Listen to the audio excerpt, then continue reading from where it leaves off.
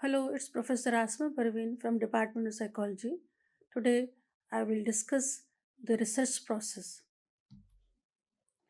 The main objective of research is to uncover the truth and use a scientific approach to find logical and valid answers to important questions about human behavior.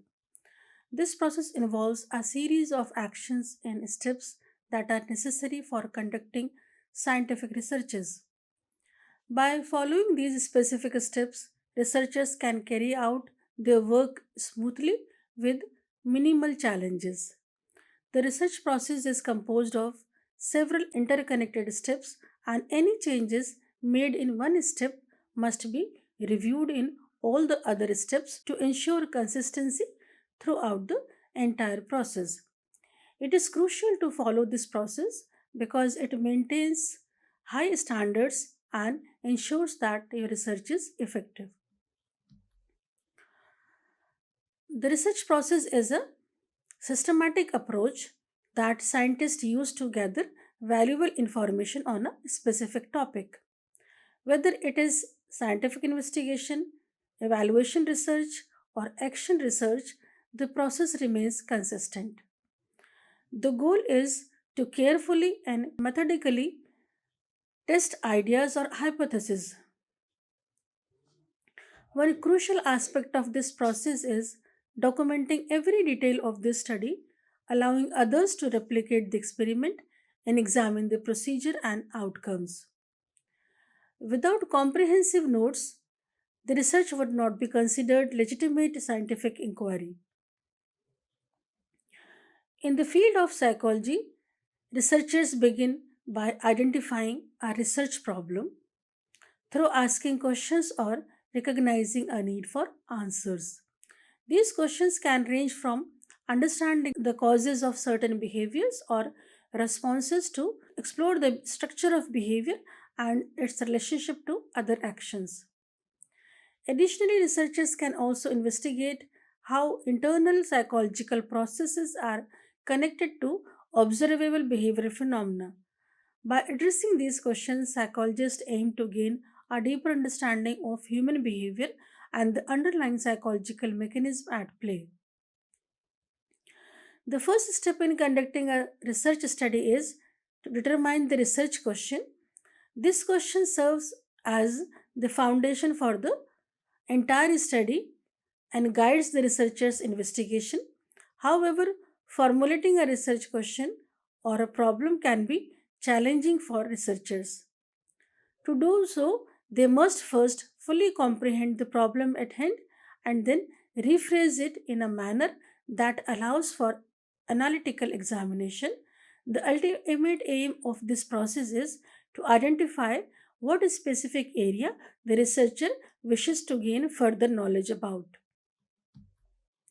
The next step of the research process is evaluate the literature. Reviewing the existing body of work known as literature is a crucial step in research. It allows researchers to familiarize themselves with what is already known and unknown in their field. This serves several purposes. Firstly, it helps researchers avoid duplicating previous studies, ensuring that their work is original and contributes something new to the field. Additionally, reviewing the literature provides guidance and suggestions for further research, allowing researchers to focus on variables that have been found to be important. Furthermore, the literature enables researchers to build upon previous work and estimate the progress made so far. By identifying opportunities to extend that work in a meaningful way, researchers can contribute to the advancement of knowledge in their field. Moreover, reviewing the literature helps researchers organize and compile the growing body of knowledge, ensuring that they have a comprehensive understanding of the topic.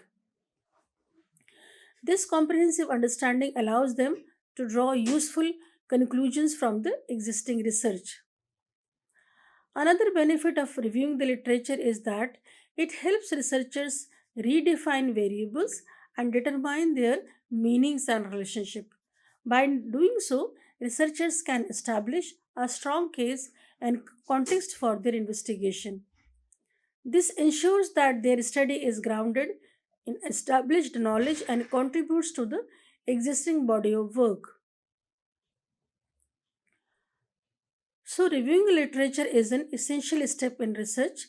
It not only helps researchers to avoid duplication and provide guidance for further research, but also allows for extension of the previous work to organize knowledge and helps redefine variables.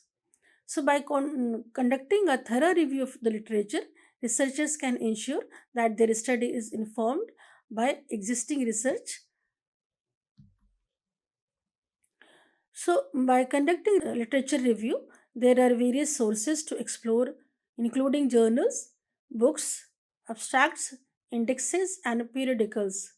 If you are unsure of where to begin your research, a valuable tool to utilize is the computer search engine PsycInfo. This resource proves highly effective in locating technical literature. Additionally, PsycInfo has a print companion known as Psychological Abstracts, which provides summaries of articles from nearly all journals that publish psychological research. Should you come across an abstract that captures your attention, you have the opportunity to delve deeper into the subject matter by reading the entire article. The process of reviewing literature involves searching for relevant information, evaluating its quality and relevance, and synthesizing the findings. It is important to use reliable and reputable sources to ensure the accuracy and credibility of the information gathered. When conducting a literature review, it is crucial to have a clear research question or objective in mind to guide the research process. By organizing the information obtained from different sources, one can identify patterns, gaps, and areas for further exploration. A beneficial approach to literature review involves conducting a systematic search utilizing targeted keywords and criteria.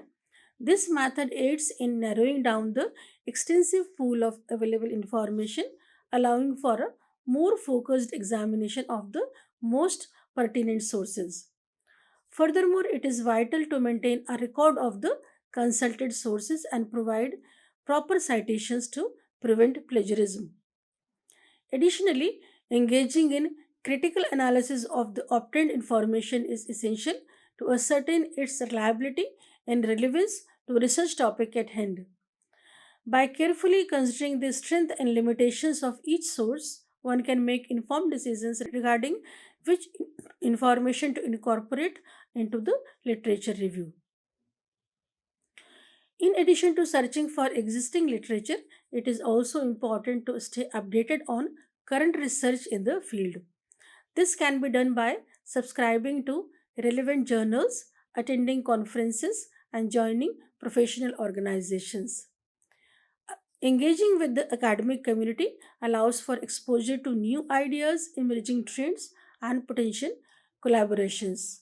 Moreover, uh, staying informed about recent developments ensures that the literature review remains current and comprehensive.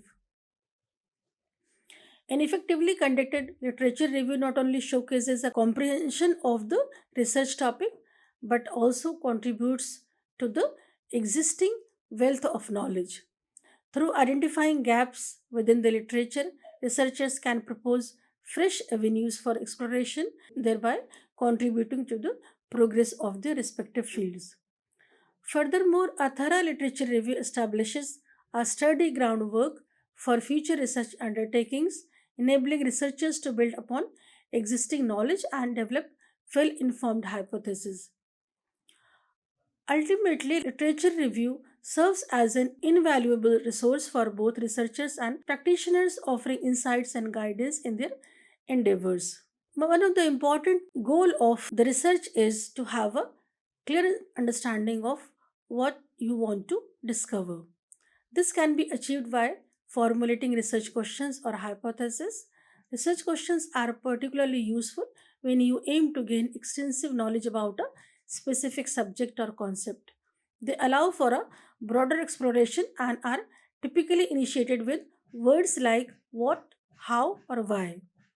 For instance, a research question might inquire what are the effects on plant and animal life in tropical rainforest when the climate undergoes changes.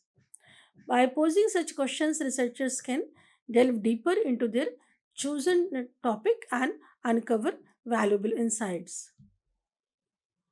There are different types of sources of literature review. Sources can be categorized as primary, secondary, or tertiary literature review. Primary sources are records of evidence or events as they are first described or actually happened without any interpretation or commentary.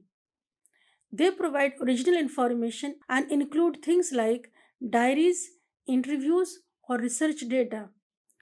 Secondary sources, on the other hand, offer an analysis or restatement of primary sources. They summarize, interpret, or provide additional value to the original information. Finally, tertiary sources are reference materials that compile or summarize information from primary and secondary sources. They are useful for getting a general overview of a subject or finding basic facts. The distinction between primary, secondary, and tertiary sources can vary depending on the discipline. In the humanities, primary sources can include creative works, diaries, interviews, and news footage, while secondary sources can be books, journal articles, or textbooks that analyze or interpret historical events.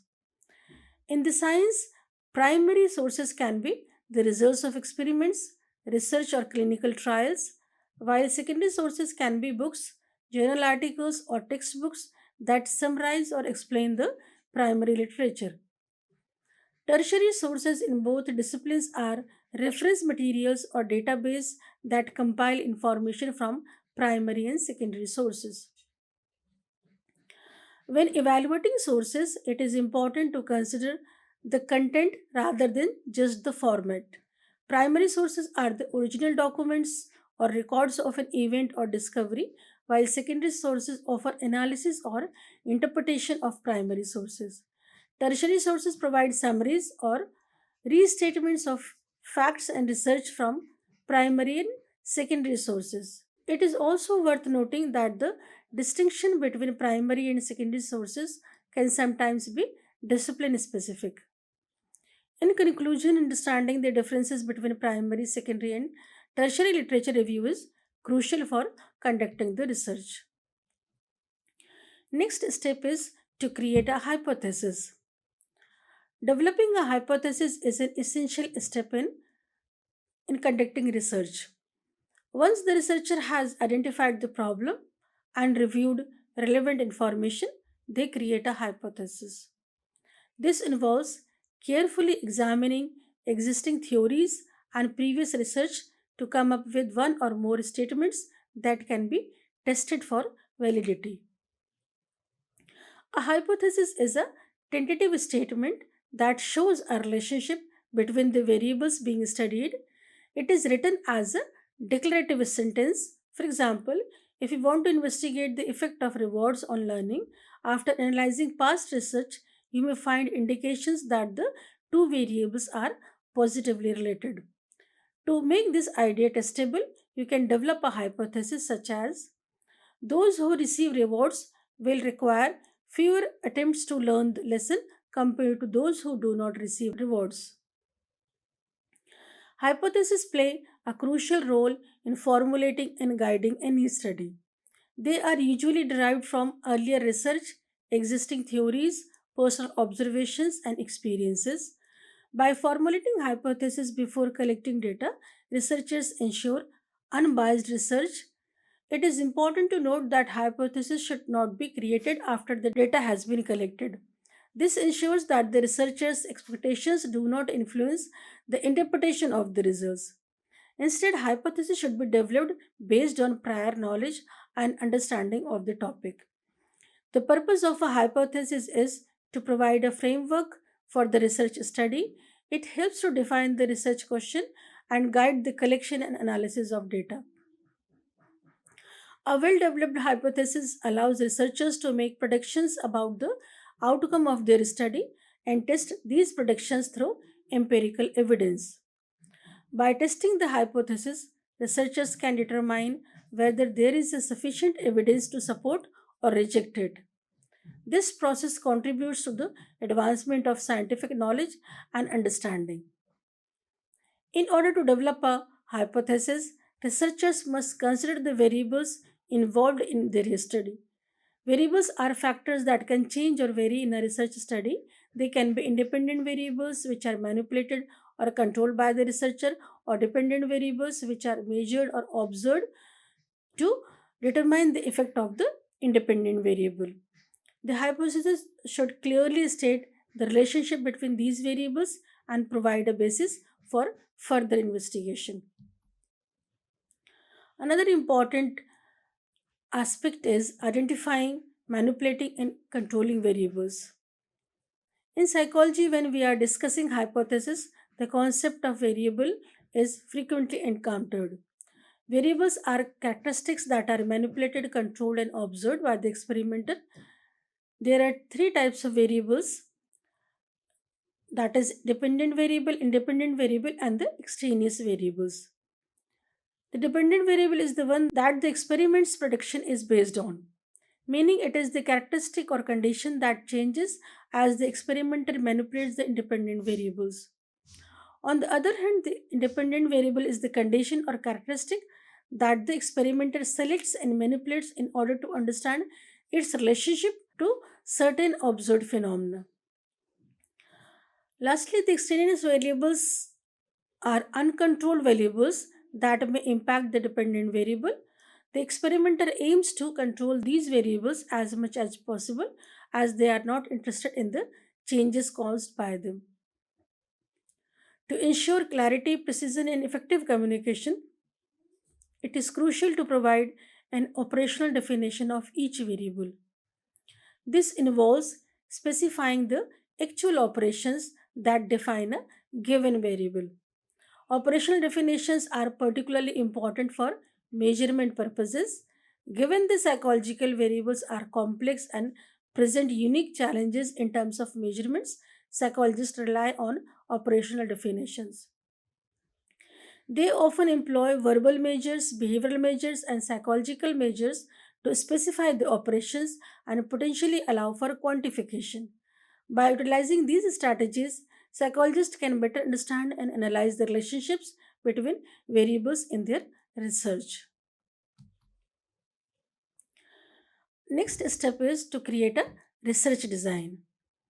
Creating a research design is like creating a blueprint for a scientific research. It allows researchers to test the relationship between different variables and determine the impact they have on each other.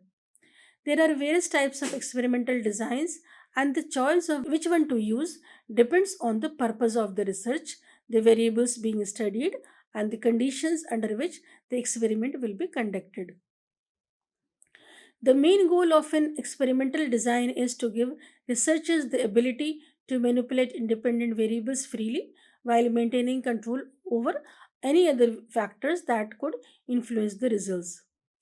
This control ensures that any observed changes are truly caused by the variables being studied. Additionally, the research design helps guide researchers in finding answers to their research questions. A research design includes important details about how the study will be conducted. This includes information about the measurement procedures, sampling strategy, analysis framework, and time frame. These details are crucial in ensuring the validity of the findings, comparisons, and conclusions made during the investigation. Choosing the right research design is essential for any scientific research. It ensures that the results obtained are reliable and can be used to draw accurate conclusions. By carefully selecting a research design, researchers can confidently explore the relationships between variables and contribute to the study of knowledge in their field. Another important aspect is constructing devices for measurement that is associated with the research design. It is crucial to have the right tools for observation and measurement. After developing a research plan, the next step is to create or find tools that will enable accurate and reliable data collection. Depending on the nature of the study, various methods such as observation, correlations, or surveys can be employed. In some cases, existing tools may be sufficient, but in others, researchers may need to construct their own devices before commencing their study. These tools serve as a means to collect data by actively engaging with participants and gathering information rather than solely relying on passive observation. Next step of research process is to describe population. When conducting research, it is important to understand the concept of population and sample. The population refers to the entire group of individuals or objects that the researcher wants to study and draw conclusions about. This could be a large group, such as all the people in a country, or a more specific group, like all the students at your university. However, it is often not feasible to collect data from every single member of the population, so researchers use samples, which are smaller subsets of a population. A sample is a representative of the population and allows researchers to make inferences and draw conclusions that can be applied to the entire population. The population and sample are not always the same, and researchers must carefully select their sample to ensure it is representative of the population of interest. For example, if a researcher wants to study the college experiences of men and women, it would be impossible to collect data from all college students across all nations and time periods. Instead, the researchers would select a sample of college students that is representative of the larger population. This ensures that the findings from the study can be generalized to the entire population of interest.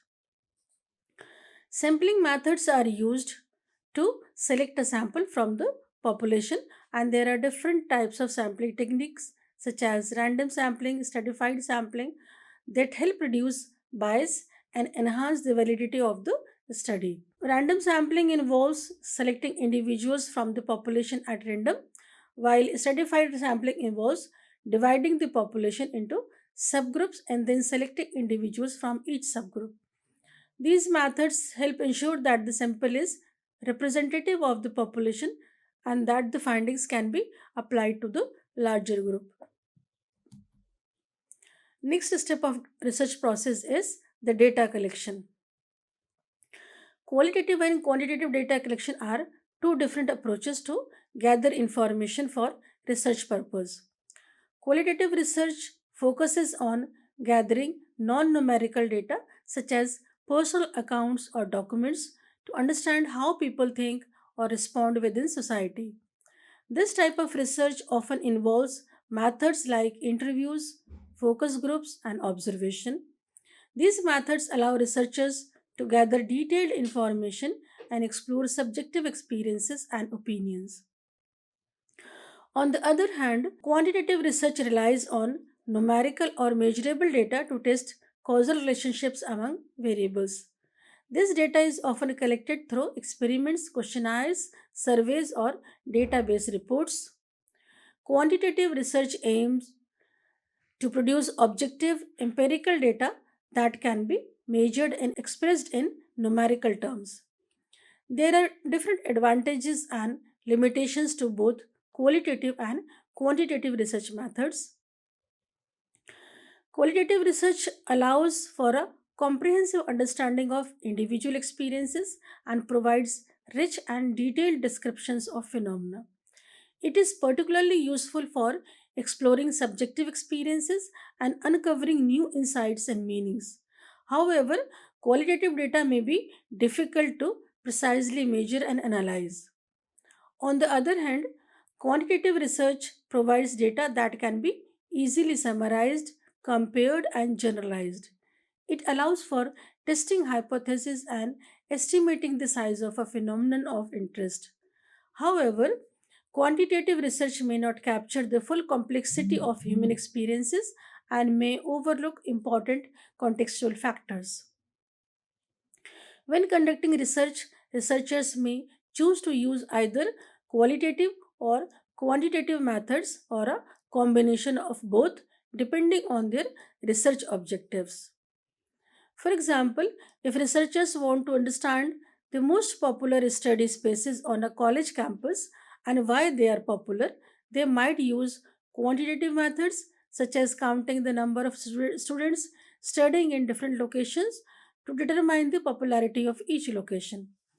They might also use qualitative methods such as surveys or interviews to gather information about why students prefer certain locations.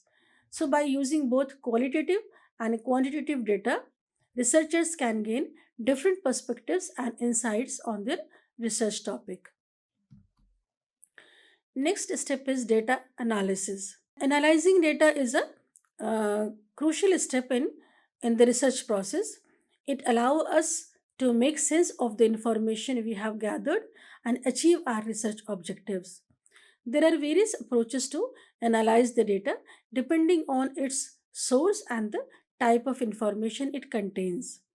When we analyze data that we have collected ourselves, we employ coding techniques to organize and simplify the responses. This enables us to store and process the data more efficiently in the future. By creating categories and assigning them to the raw data through coding and tabulation, we can draw meaningful conclusions based on the statistics we calculate. Researchers have a wide range of statistical methods at their disposal to examine the data they have collected. In addition to analyzing data we collect ourselves, researchers also analyze secondary data. Secondary data refers to information that has already been collected by someone else for a different purpose. This could include data from previous studies, government reports, or public database. Analyzing secondary data can be advantageous because it saves time and resources compared to collecting new data. However, researchers must carefully evaluate the quality and reliability of the secondary data before drawing conclusions. They need to consider factors such as the source of the data, the methodology used to collect it, and any potential biases that may exist. After the data has been analyzed, researchers can employ statistical methods to interpret the results. These methods enable researchers to assess the significance of their findings and draw inferences about the larger population. Measures of central tendency, such as the mean or median, can be calculated to describe the average response. Additionally, inferential statistics can be utilized to test hypotheses and determine if there is a significant relationship between variables. By employing these statistical methods, researchers are able to quantify and validate their findings, enhancing the credibility and reliability of the research. The last step of a research process is writing a report, and it is a crucial step in the whole research process and it allows you to share your findings with your supervisor and your readers. It is important to ensure that a report is well written, as a poorly written report can undermine all the hard work you have put into your study. While different researchers may have their own writing styles, all research reports should be clear and concise. Scientific writing requires precision and accuracy, and this chapter offers a suggested approach that has proven helpful for research students. When it comes to writing about quantitative and qualitative research, there are some differences to consider. In qualitative research, the focus is on describing and telling a story, while in quantitative research, you not only describe but also analyze the data and support your claims with evidence from your investigation. Understanding these distinctions will help you effectively communicate your research findings. Referencing and creating a bibliography are also important aspects of writing a research report. It is essential to choose a referencing system that is accepted by your discipline and university. This ensures that you give proper credit to the sources you have used and allows readers to easily locate the references you have cited. Before you begin writing your research report, it is beneficial to create an outline of the different chapters and their contents. Organizing your chapters around the main themes of your study can provide a clear structure for your report. Your sub objectives can serve as a useful guide in this process. When discussing specific variables, your report should include rationale for studying them, a review of previous research, your hypothesis, your findings, the conclusions drawn from those findings, and possible explanations for them. By following these guidelines and taking the time to carefully craft your research report, you can effectively communicate your findings and ensure that your hard work is properly recognized. Writing a clear and concise report will contribute to the overall success of your research study. So, in conclusion, we can say that once you have completed your research report, it is crucial to share your findings with others. This can be done through various means, such as publishing in academic journals, presenting at conferences, or utilizing other platforms that are relevant to your work. By doing so, you allow more people to benefit from your discoveries and contribute to the existing knowledge base. Additionally, it is essential to reflect on the entire research process and identify areas for improvement in future studies. If necessary, adjustment can be made to the design and execution of future research endeavors. It is important to note that the specific steps involved in writing a report may vary depending on the nature of the research, the field of the study, and the project requirements. However, regardless of these factors, it is crucial to adhere to ethical guidelines and principles throughout the entirety of the research process. This ensures the integrity and credibility of your work, which is significant not only for the academic community but also for the general public. So, by following these guidelines, you can confidently share your research and make valuable contributions to your chosen field of study. These are the important steps of research process. Thank you.